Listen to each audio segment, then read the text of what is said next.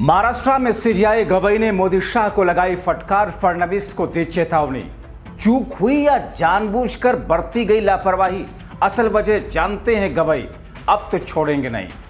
बहुत स्वागत है आप सभी का। आप देख रहे हैं द राजनीति का विशेष सेगमेंट खबर और विश्लेषण। मैं हूं जब्बार खान। दोस्तों, उन्हें शर्म करनी चाहिए। आप पूछेंगे कि किसे करनी चाहिए?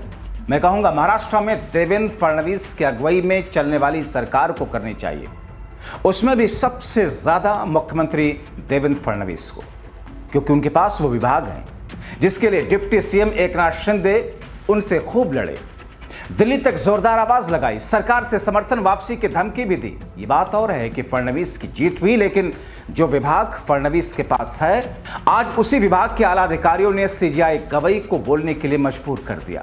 इसकी चर्चा देश में हो रही है। भारत की संस्कृति का सबसे अहम वाक्य है अतिथि देवो भव, यानी कि मेहमान भगवान समान होते हैं, भगवान की तरह पूजे जाते हैं। लेकिन महाराष्ट्र में क्या हुआ? मेहमान के तौर पर भगवान को ही फडणवीस ने नाराज कर दिया। सीजीआई बीआर गवई इस कदर नाराज हुए, सबके सामने महाराष्ट्र सरकार, फडणवीस की सरकार, मोदी शाह की बीजेपी की सरकार की कलई खोल दी। दोस्तों, जस्टिस भूषण रामकृष्ण गवई ने 14 मई को भारत के 52वें चीफ जस्टिस के तौर पर शपथ ली थी। आप जानते हैं उनके नाम पूर्व सीजीआई संजीव खन्ना के केंद्र सरकार के सामने उनका नाम आगे बढ़ाया था। पूर्व सीजीआई संजीव खन्ना वो हैं जिन्होंने मोदी शाह और उनकी सरकार के नाक में दम कर दिया था, और जाते जाते उन्होंने ये भी कह दिया था कि रिटायरमेंट के बाद वो किसी भी तरह का पद नहीं लेंगे। सीजीआई गवई उन्हीं की कैटेगरी वाले जज हैं। सीजीआई गवई महाराष्ट्र के रहने वाले हैं, इसलिए जब वो सुप्रीम कोर्ट के चीफ जस्टिस बने तो अपने गृह राज्य आए, लेकिन अपने राज्य में उनके साथ में फडणवीस की अगुवाई वाली सरकार ने जो किया वो वाकई शर्मनाक है। अब ऐसा उन्होंने खुद से किया या फिर ऊपर से आदेश आया? कुछ तो ऐसा हुआ जिस पर सोचने की जरूरत है। खैर, चीफ जस्टिस ऑफ इंडिया बनने के बाद जस्टिस बीआर गवई 18 मई को मुंबई आए, जहां उन्होंने सम्मान मिलना चाहिए था। वो सम्मान प्राप्त करने के लिए उतने ही हकदार हैं जितने राष्ट्रपति और प्रधानमंत्री। भले ही सरकार को पसंद ना हो, लेकिन संवैधानिक तौर पर सीएम फडणवीस को उन बातों को भूलना था और अपने राजधर्म को निभाना था। लेकिन साहब के अधीन काम करने वालों का तो एक ही धर्म है, साइकोफेंसी। बस साहब को खुश कीजिए, साहब और खुश हुए। अगर खुश हुए तो धर्म की पूर्ति हुई। दोस्तों, जब सीजीआई गवई मुंबई आए तो उन्हें रिसीव करने के लिए चीफ सेक्रेटरी, डीजीपी और मुंबई पुलिस कमिश्नर को आना था, लेकिन वो आए नहीं।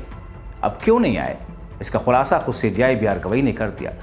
खुलासा हुआ तो सीएम फडणवीस और उनकी सरकार के लोग दाएं बाएं देखने लगे। अब चीफ जस्टिस ने क्या कहा उसके बारे में आपको बताता हूं। वो कहते हैं, मैं ऐसे छोटे मोटे मुद्दों पर बात नहीं करना चाहता, लेकिन मैंने इस बात से निराश हूं कि महाराष्ट्र के बड़े अफसर प्रोटोकॉल का पालन नहीं करते। लोकतंत्र के तीनों स्तंभ समान हैं और उन्हें एक दूसरे के प्रति सम्मान दिखाना चाहिए। अगर भारत के चीफ जस्टिस पहली बार महाराष्ट्र आ रहे हैं तो उम्मीद की जाती है कि यहाँ के चीफ सेक्रेटरी, डीजीपी, मुंबई के पुलिस कमिश्नर को मौजूद रहना चाहिए। ऐसा ना करना सोचने को मजबूर करता है। सोचिए दोस्तों, एक बड़े संवैधानिक पद पर बैठने वाले के साथ मोदी और फडणवीस की सरकार में कैसा व्यवहार हो रहा। किसी और ने ऐसा नहीं किया, बल्कि खुद चीफ जस्टिस ऑफ इंडिया ने कहा है उनके साथ में महाराष्ट्र बीजेपी की सरकार में गलत व्यवहार हुआ। अब जिन जिन विभाग के अधिकारियों का जिक्र नाम लेकर सीजीआई गवई ने किया, वो सब गृह मंत्रालय के अधीन है। गृह मंत्रालय सीएम फडणवीस के पास में महाराष्ट्र में। मुंबई में महाराष्ट्र गोवा बार काउंसिल ने सीजीआई का सम्मान समारोह रखा था। इस दौरान जस्टिस गवई ने कहा कि जब किसी संस्था का प्रमुख पहली बार राज्य में आ रहा हो, खासकर वो भी जब उसी राज्य का हो, तो उन्हें खुद ही सोचना चाहिए जो व्यवहार किया गया वो सही था या नहीं। दोस्तों, भारत के चीफ जस्टिस बीआर गवई ने सीधे तौर पर मुख्यमंत्री देवेंद्र फडणवीस की सोच पर सवाल उठाया।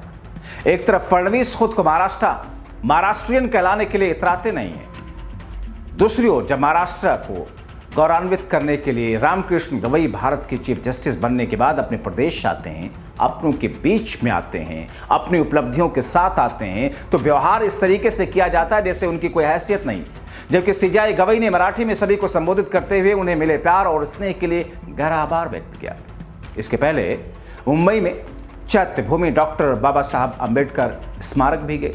स्पीच के दौरान बीआर गवई ने, चीफ जस्टिस ने अपना प्यार देख करके अपने लिए भावुक हो गए। उन्होंने कहा, मैं सभी का बहुत आभारी हूं, मुझे जो प्यार और सम्मान मिला है उससे मैं अभिभूत हूं। 40 साल से मुझे यही प्यार मिल रहा। आज का समारोह अविस्मरणीय है। मैं अपनी भावनाओं को व्यक्त करने के लिए शब्द नहीं ढूंढ पा रहा। 14 मई को जब मैंने भारत के मुख्य न्यायाधीश के रूप में शपथ ली तो महाराष्ट्र ने मुझ पर बहुत प्यार बरसाया। पूरे राज्य से लोगों ने समारोह देखने की इच्छा व्यक्त की, लेकिन सीमाओं के कारण सभी को शामिल नहीं कर सका। लेकिन जिस प्रदेश में दोस्तों अपने लिए आयोजित सम्मान समारोह को चुना, वहां की सरकार के अंदर काम करने वाले अधिकारी ने सीजेआई गवई को इग्नोर किया या इग्नोर करने का प्रयास किया, जो कि अपमान की तरह है। इसके बाद सीजेआई गवई ने दावा किया, देश न केवल मजबूत हुआ बल्कि सामाजिक और आर्थिक मोर्चों पर भी विकसित हुआ है। ऐसा करना जारी है। देश का मूल ढांचा मजबूत है, संविधान के तीनों स्तंभ समान है, संविधान के सभी अंगों को एक दूसरे का सम्मान करना ही चाहिए। न तो न्यायपालिका, न ही कार्यपालिका और संसद सर्वोच्च है, बल्कि भारत का संविधान सर्वोच्च है। दोस्तों, आपको याद होगा क्या कुछ प्रोपेगेंडा हुआ था जगदीप धनखड़ के बाद में। दोस्तों, और तीनों अंगों को संविधान के अनुसार ही काम करना है। एक तरीके से सीजेआई गवई ने बीजेपी के आला नेताओं को सीधा संदेश दे दिया, आप भले ही किसी भी हद तक चले जाएं, भले ही आप मुझे तोड़ने के लिए तमाम हथकंडे अपनाएं, तमाम तरीके के प्रयास करें, लेकिन आपको संविधान की ओर से बताए गए रास्ते पर ही चलना होगा। और जब आप संविधान को भूलने का प्रयास करेंगे, मैं आपको छोड़ूंगा नहीं।